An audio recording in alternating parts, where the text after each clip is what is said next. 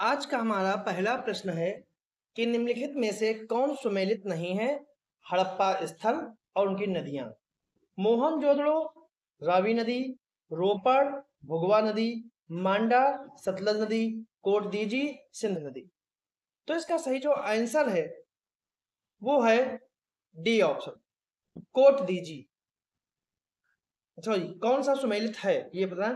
तो कोटदीजी जो है वो सिंध नदी के किनारे है और यही जो है सही सुमेलित है। यही जो है वो सही सुमेलित है। कोटदीजी जो है वो सिंध नदी के किनारे है। मोहनजोदड़ो जो है ये आपका सिंध नदी के किनारे है। रोपड़ जो है ये सतलज नदी के किनारे है। मांडा जो है वो चिनाब नदी के किनारे है। तो सही आंसर जो है वो डी ऑप्शन।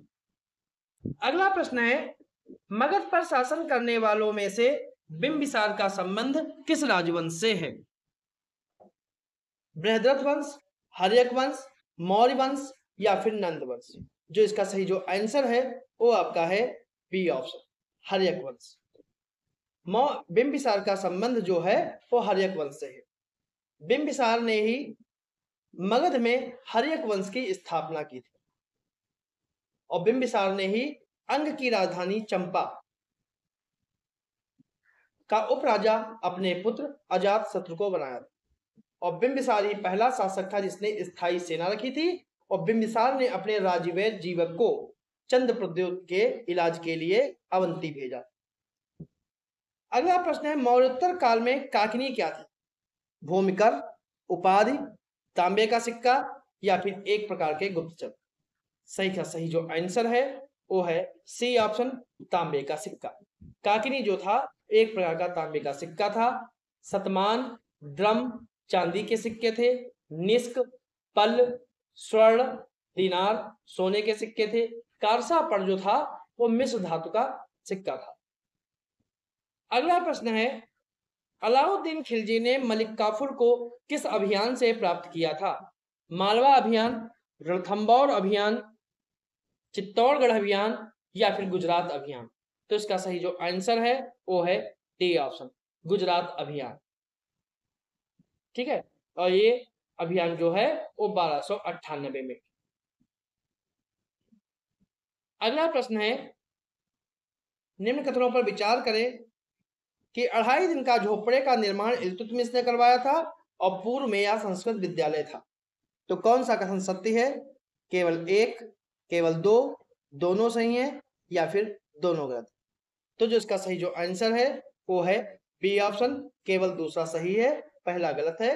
क्योंकि 2.5 दिन का निर्माण जो है इल्तुतमिश ने नहीं, कुतुबुद्दीन ऐबक ने कराया।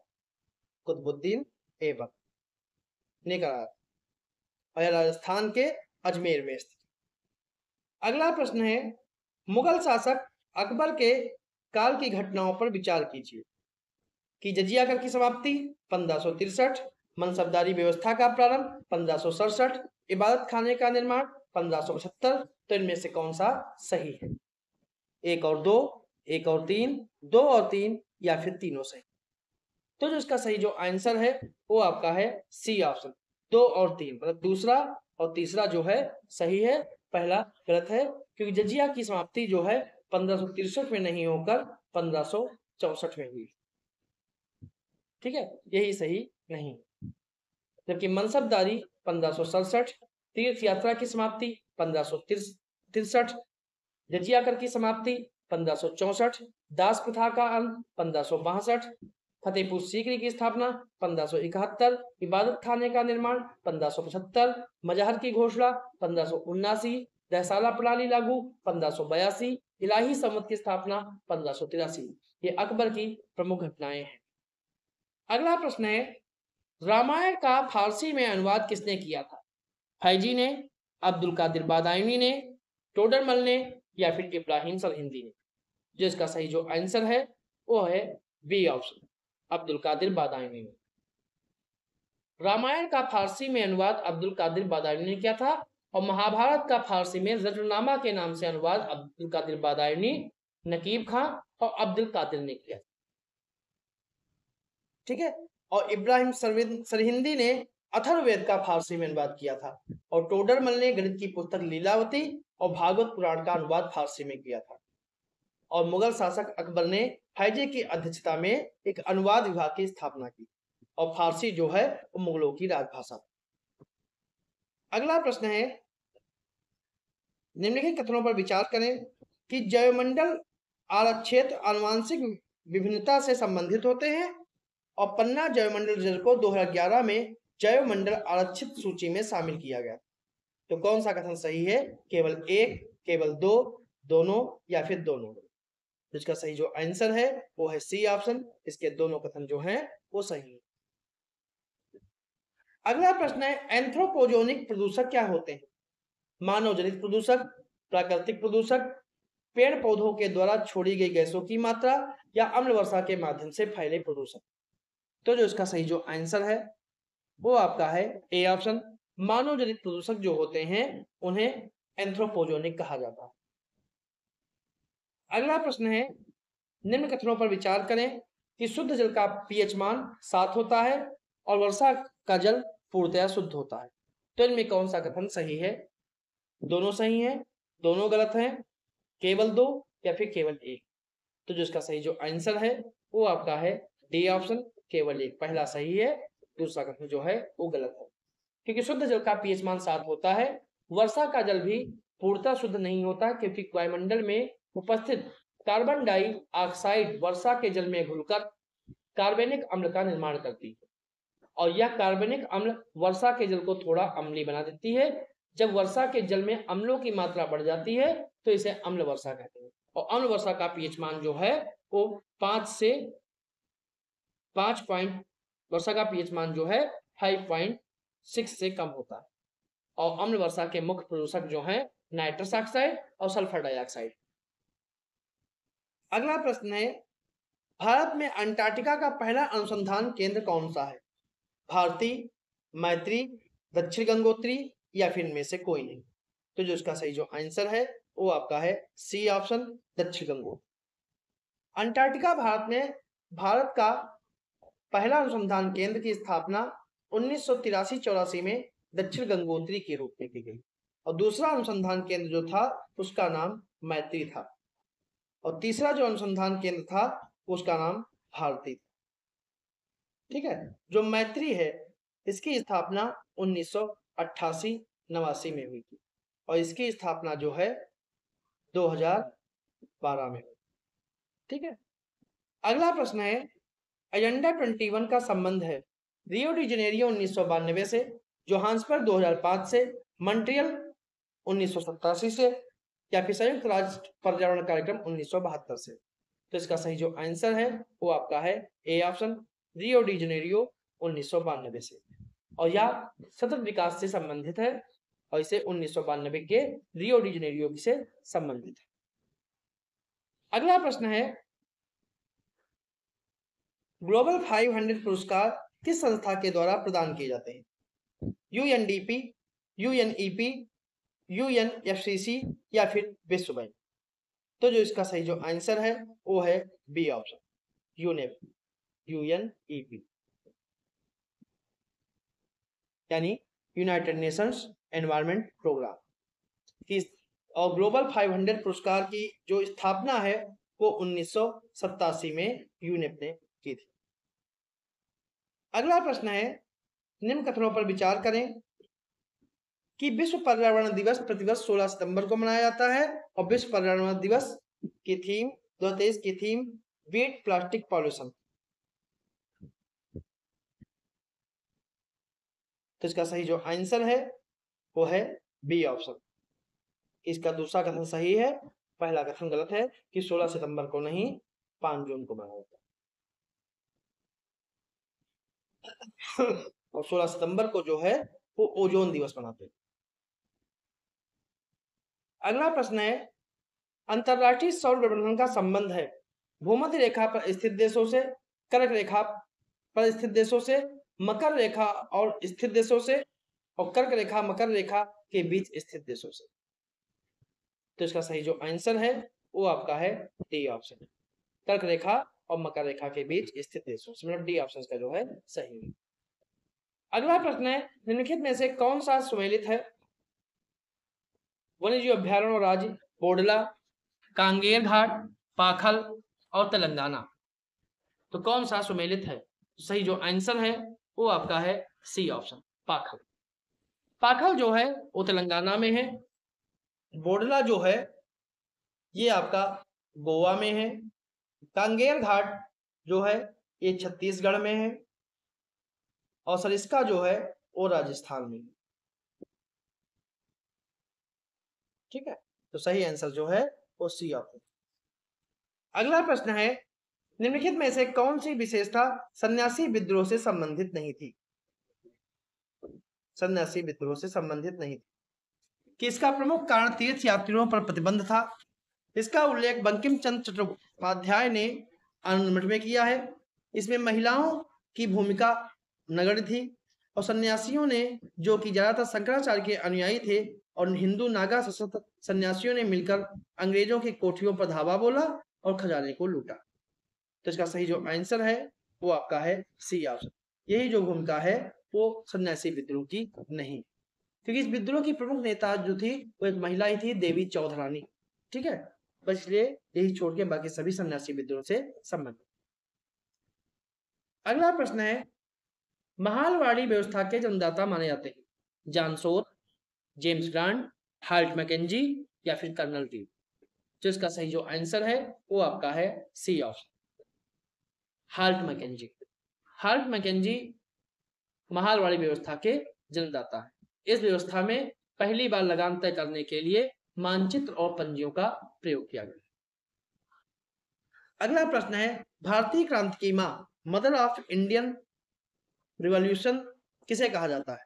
एनी बेसेंट को, भीकाजी कामा को, सरोजिनी नायडू को, रानी लक्ष्मीबाई। सही आंसर जो इसका है वो है बी ऑप्शन, भीकाजी कामा। भीकाजी कामा को भारतीय क्रांति की मां कहते हैं। इन्होंने 1902 में भारत छोड़कर यूरोप और अमेरिका के देशों में भारत की आजादी का प्रचार किया और जिनेवा से वंदे मातरम अखबार का प्रकाशन। अगला प्रश्न है, फ्रेजर आयोग का संबंध निम्नलिखित में से किससे था? दुर्भिक्ष से, सिंचाई से, सहकारी वित्तीय व्यवस्था से या फिर पुलिस सुधार से। तो सही जो आंसर है वो है आपका डी ऑप्शन, पुलिस सुधार से। और यह गठन जो है 1902 में हुआ था और इसका गठन लॉर्ड कर्जन ने किया। अगला प्रश्न है, निम्नलिखित घटनाओं को पहले के बाद में के क्रम में सजाना है कि पूना समझौता, व्यक्तिगत सत्याग्रह, तीसरा गोलमेज सम्मेलन और गांधी इरविन समझौता। तो कौन सा कूट के अलावा सही है? 4132, 3412, 3421 या 2134। तो इसका सही जो आंसर है कि पूना समझौता जो है, पूना समझौता जो है ये 26 सितंबर 1932 को हुआ। व्यक्तिगत सत्याग्रह 16 अक्टूबर 1940 को।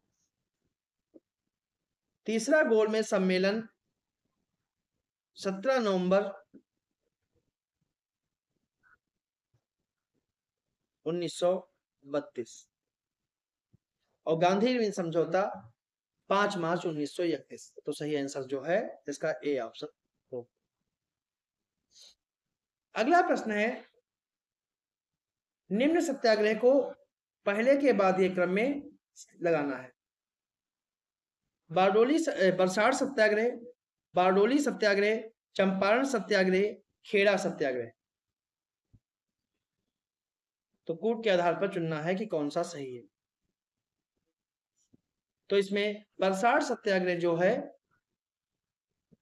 वो 1923-24 में हुआ। बारडोली जो है 1928 में हुआ था। चंपारण 1917 में हुआ था। खेड़ा 1918 में हुआ। तो सही जो आंसर है वो है बी ऑप्शन, 3-4-1। अगला प्रश्न है कि वेद मंदिर प्रिंसेस ऑफ जीसस नामक पुस्तकों का प्रकाशन किसने किया? केशव चंद्र सेन, देवेंद्रनाथ टैगोर, राजा राम मोहन राय या फिर डेविड हेयर? तो इसका सही जो आंसर है वो आपका है सी ऑप्शन, राजा राम मोहन राय बन गया। इन्होंने मिरातुल अखबार भी निकाला, वेद मंदिर की पुस्तक लिखी, संवाद कौमुदी भी चला पत्रिका निकाली और फुतुहात उल मुवाहिद्दीन नामक पत्रिका भी प्रकाशित। अगला प्रश्न है, विदेश में स्थित क्रांतिकारी संगठनों के संस्थापकों के गलत युग्म की पहचान कीजिए। कि India independence league Raja Mahendra Pratap, Indian independence league Ras Behari Bose, Indian independence league Dwarkanath Das या इंडिया होम रूल सोसाइटी दादा भाई Naoroji?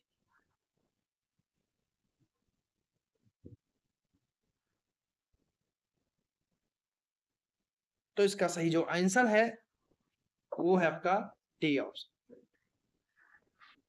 Indian home rule society. Indian home rule society की स्थापना जो है दादा भाई नौरोजी ने नहीं की थी, इसकी स्थापना जो है वो श्याम जी कृष्ण वर्मा ने की थी 1905 में इंग्लैंड। बात यहां करें इंडियन इंडिपेंडेंस लीग की, तो कुल मिला के इंडियन इंडिपेंडेंस लीग के नाम से कुल 3 क्रांतिकारी संस्थाएं, 2 जो हैं वो प्रश्न में है और तीसरी जो है वो रास बिहारी बोस ने 2 प्रश्न में है।